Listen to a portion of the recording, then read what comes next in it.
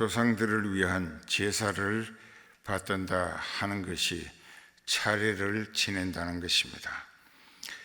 그것이 성경적으로 볼 때 귀신에게 절하는 것이라고 고린도전서 11장에 그렇게 기록되어 있습니다. 이방인들의 모든 제사는 하나님께 하는 것이 아니요 귀신에게 하는 것이다. 너희는 하나님의 성만찬과 또 귀신에게 제사드린 음식을 먹는 것으로 믿음의 정죄를 더럽히는 일이 하나님으로부터 버림을 받을 것이니까 신앙이란 하나님 교훈을 쫓아 행하며 또 하나님이 기대하시고 기뻐하시는 만큼 하나님의 뜻을 받드는 일에 전심전력하는 것이 자기를 가장 유익하게 사는 지혜가 되는 것이다.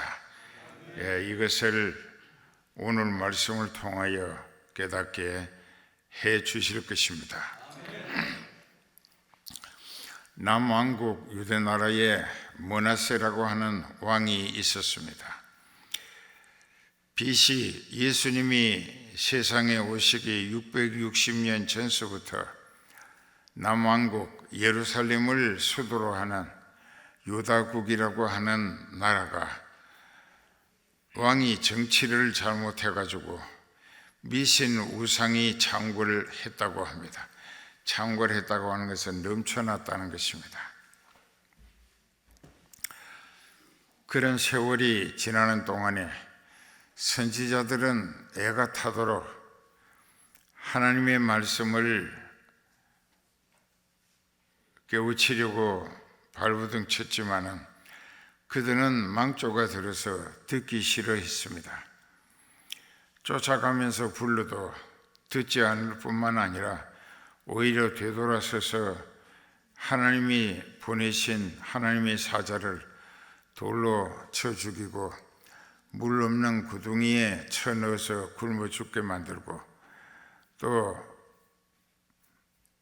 매달아 죽이기도 했었습니다. 그랬을 때에 이 므낫세 왕이 하나님이 그 시대를 끝내게 하심으로 그 아들 아몬이라고 하는 사람이 왕위를 계승했습니다. 그 사람은 확장시키겠다는 그 확장이라고 하는 것이 하나님 섬기는 은혜 분위기를 확장시킨다는 것이 아니고 로마 제국의 압제하에서 유대나라가 누릴 수 있는 범위를 확장시키기 위해 하나님의 뜻을 정면으로 거스렸습니다. 하나님은 예루살렘을 서울로 했던 남왕국 유다가 미신 우상을 타파하고 전부 깨트려 불질러 버리고 그들이 이스라엘의 하나님, 아브라함의 하나님, 그 하나님 제일주의 신앙으로 바로 세워지기를 애타게 기대하시고 끈질기게 역사해 주셨으나 꿈 뒷전이었습니다. 전혀 그 하나님을 무시하고 그저 자기가 무엇을 할 수 있느냐 하다가 그만 암살을 당했습니다. 2년 만에 왕위에 오른 지 2년 만에 암살 당해서 죽었어요. 그리고 그 아들 요시야가 왕위에 올랐습니다. BC 630년대에 그에 올라가지고 32년 정도를 정치를 하면서 요시야라고 하는 이름의 뜻이 무엇이냐 하면 하나님이 고치신다 하는 뜻입니다. 요시야 왕의 이름은 하나님이 고치신다. 그게 무엇을 고치시느냐? 이제 요시야는 어려서부터 힐기야라고 하는 아주 믿음이 바르게 생활하며 가르치는 제사장을 스승으로 모시고 신앙 지도를 받았습니다. 그래서 아버지의 아몬과는 달리 요시야는 가문에 없는 신앙 전통을 세우기 위하여 어려서부터 하나님 제일주의 신앙으로 개혁을 시도했습니다. 그는 이제 왕위에 오르고 얼마 안 돼서 성전부터 오랜만에 대청소하면서 수리하자. 그래서 구석구석을 수리하면서 청소하다가 두루마리 양의 가죽에 양의 피를 역청으로 섞어서 삭힌 잉크로 씌워진 구약 성경을 발견했습니다. 그 성경을 자기가 자기 앞에 놓고 읽으면서 한없이 울고 회개했습니다. 아하, 우리 선조 유대나라 사람들이 하나님 말씀을 무시하고 죄악을 일삼으며 미신 우상을 섬기고 살리시는 하나님을 대적했다. 이게 그 엔티크라이스트라고 해서 하나님을 대적하는 거예요. 하나님이 살리시는 게 이런 모순도 있었습니다. 그래서 요시야는 그것을 하나님이 깨닫게 하심으로 엄청 회개하고 자기가 왕권을 가지고 예루살렘과 그 근교에 아버지 또 할아버지가 정치를 잘못해서 백성들이 세워놓은 여러 나라의 미신 우상들을 전부 파괴하고 부질러 버렸습니다. 말하자면 바른 신앙을 위한 개혁 운동, 그 영어로는 이노베이션이라고 해서 혁신 운동을 일으켰습니다. 그것이 하나님 마음에 들었어요. 아주 하나님께 기쁨을 드리게 됐습니다. 그리고 이방 우상 신들에게 절대로 제사하지 못하게 하고 수리하고 소재한 성전에 가서 아브라함의 하나님, 이삭의 하나님, 야곱의 하나님만 믿고 그분의 말씀에 순종하며 그분의 뜻을 받들어 쓰임 받는 목적으로 신앙생활을 해야 된다. 그래서 구약과 또 여러 열왕기의 역대기 이런 역사서를 통하여 요시야 왕은 성군이라고 했습니다. 참 아주 거룩한 임금이었다, 그런 뜻입니다. 그랬는데 그로 인해서 백성들이 왕의 지시를 따라 선지자들과 제사장의 말씀을 듣고 또 자기 죄를 회개하면서 속죄 제사를 드리고 유월절을 연중의 가장 큰 행사로 실행했었어요. 백성들의 죄를 철저히 회개하고 용서받음으로 하나님과의 관계가 아주 화목한 관계로 하나님과 잘 조화롭고 연합하여 잘 지낼 수 있도록 되어지기를 시도했습니다. 그렇게 됐습니다. 그래서 오늘 14절부터 보면 하나님이 기쁨을 이기지 못하여 하신다. 성은교회도 몇 차례 하나님이 이건 믿는 게 아니다, 그 목자를 통하여 성령이 말하게 하시는 하나님의 말씀을 내 생명을 살리기 위한 교훈의 말씀으로 아멘하고 받아들여서 그 말씀에 어긋나게 버려지는 지옥 갈까 봐 애간장을 트며 말씀에 순종하고 말씀 속에 담겨져 내게 지시하시는 하나님의 뜻을 목숨 다하여 받들고 섬기는 목적으로 살아라. 그리하면 내가 너와 함께하고 네가 어디로 가든지 가는 길이 평탄하고 하는 일이 형통할 것이다. 여호수아 1장에 그렇게 돼 있어요. 그랬는데 그렇게 하질 않습니다. 목자가 애가 탑니다. 하나님이 작정하신 심판이 시작되는 날을 하나님의 음종한 날이라고 합니다. 그날이 언제 시작될지 모른다 이거예요. 정신 차리세요. 그런데 예루살렘은 요시야 왕의 신앙 개혁 운동으로 말미암아 백성들이 따라줬습니다. 타락한 제사장, 욕심만 부리던 선지자나 타락한 제사장이 회개했어요. 그 3장 1절에 보면은 그 당시 사회적 풍토가 어떤 상황이었는가를 잘 설명하고 있습니다. 패역하고 더러운 곳, 포악한 그 성읍이 화 있을진저 하나님이 엄중한 벌을 내리신다. 그 성읍이 어디냐? 예루살렘이에요. 그가 명령을 듣지 아니하며 하나님의 명령을 받아들이지 않고 교훈을 받지도 아니하며 여호와를 의뢰하지도 아니하고 자기 하나님께 가까이 나아가지도 아니했다. 그러니까는 하나님과 완전히 등지고 산다 이깁니다. 그 다음에 이제 설명이 쭉 나옵니다.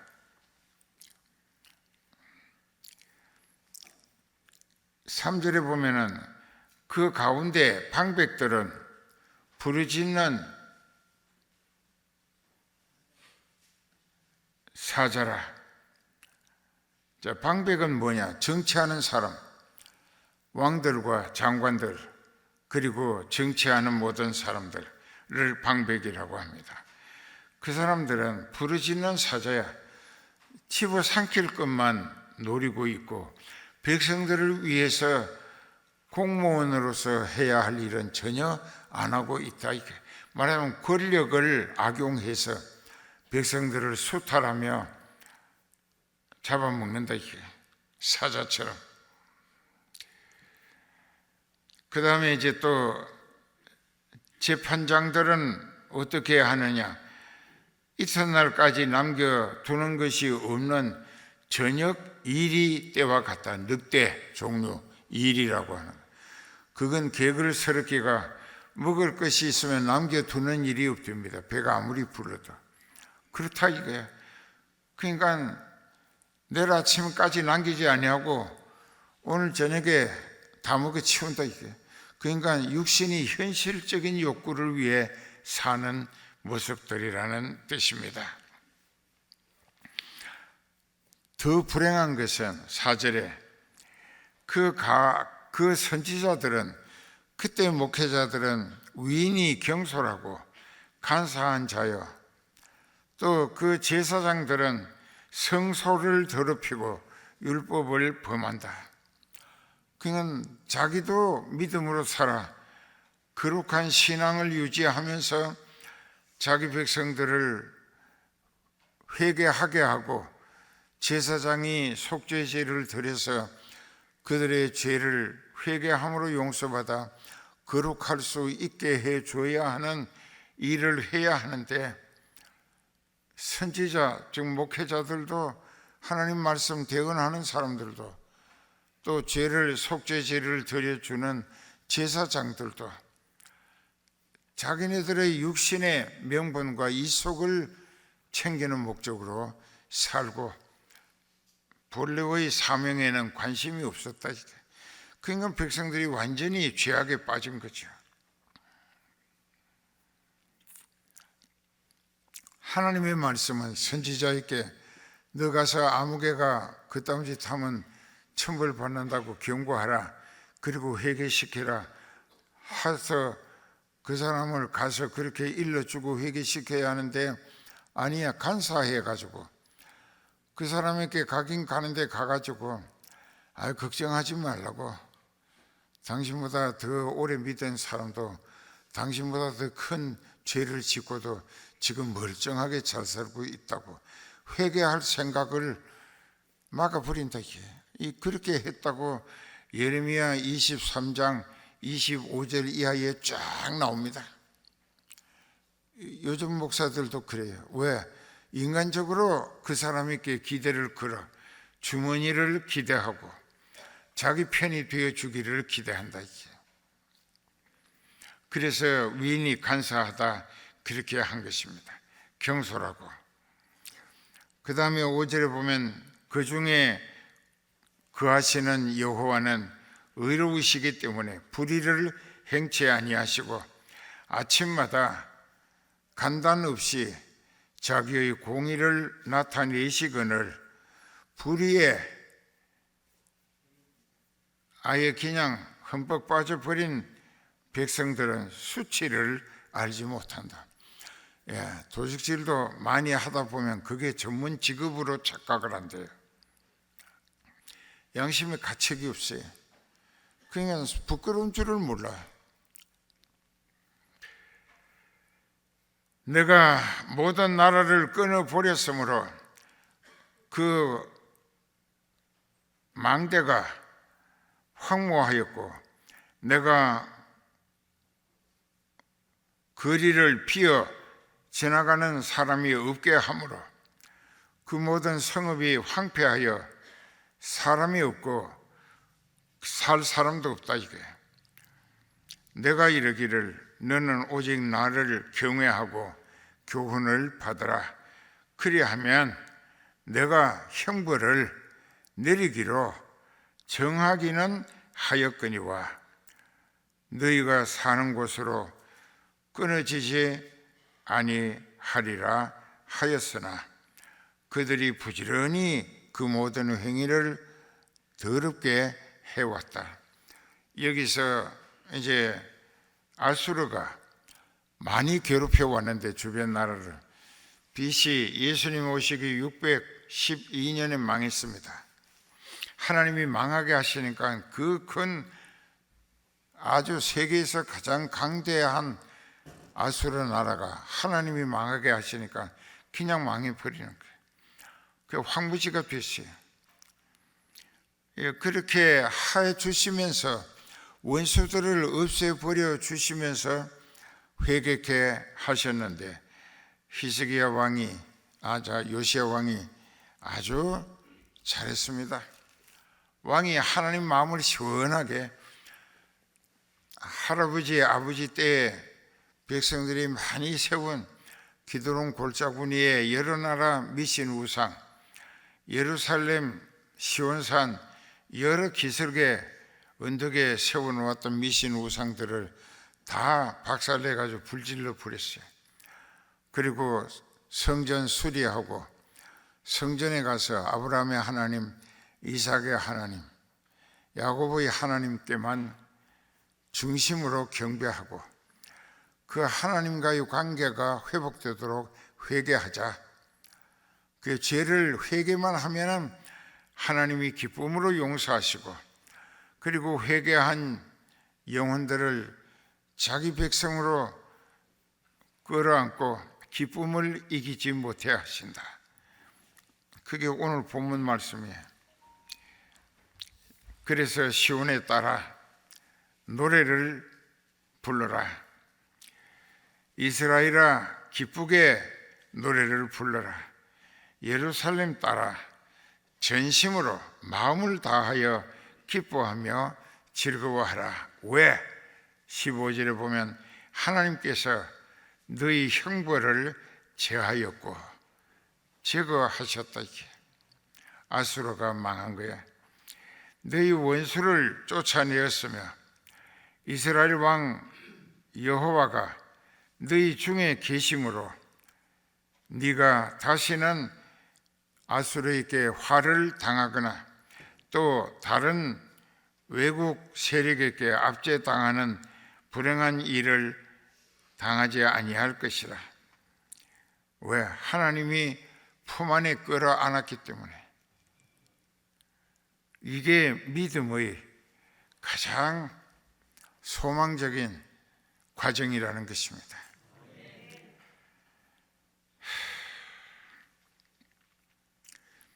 그날에 사람이 예루살렘에게 이르기를 두려워하지 말라. 시온아, 너의 손을 늘어뜨리지 말라. 맥이 빠져서 팔을 늘어뜨린다 이게. 살 의욕이 없다 그 말이에요. 그렇게 하지 말라. 너희 하나님 여호와가 너희 가운데에 계시니 그는 너희를 구원하실 전능자시라. 그가 너로 인하여 기쁨을 이기지 못하여 하시며 너를 아주 잠잠히 이렇게 아무 말씀 안 하시고 사랑의 눈으로 살펴보시면서 기뻐하신다 이게. 그 시아버지가 효부 며느리를 그렇게 자상한 눈으로, 자비로운 눈으로 볼 거야. 왜 나도 그럴 때가 있다고. 그러니까 그렇게 왜 고마워서 너무나 기특하고 그래서 사랑스럽다 이게. 너를 잠잠히 사랑하시고 너로 인하여 절거의 하나님도 노래 부르시고 기뻐하시리라. 자, 이렇게 성은교회가 이제부터 남은 사람도 늦기 전에, 얻어맞기 전에 철저히 회개하고 주님 품에 안겨 보세요. 그러면 그를 두들겨 패서 지옥에 던져 넣으려고 철퇴, 새 몽둥이를 준비하시던 하나님이 회개하는 진지한 모습을 보시면서 기쁨을 이기지 못하여 쇠막대기를 내던지시고 두 팔을 벌리고 끌어 안아주신다 이게. 그때부터 그는 하나님의 안전한 구원을 체험하게 되고 세상의 그 어떤 무엇도 하나님의 품에 안겨서 하나님의 종애를 받는 성도들을 해칠 수 없다 이게.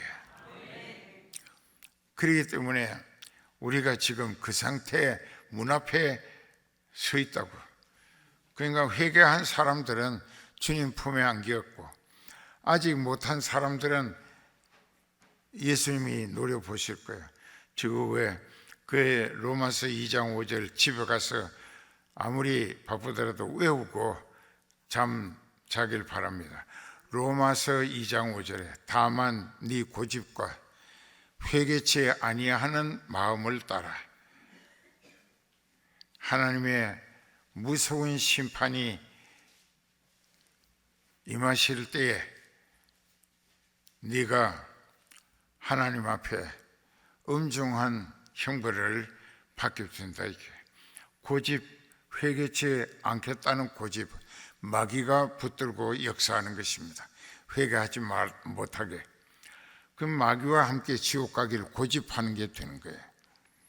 정신 차리고 오늘 밤 이 시간 회개합시다. 기쁨을 이기지 못해 하시는 하나님 품에 안길 수 있도록 주여 부르고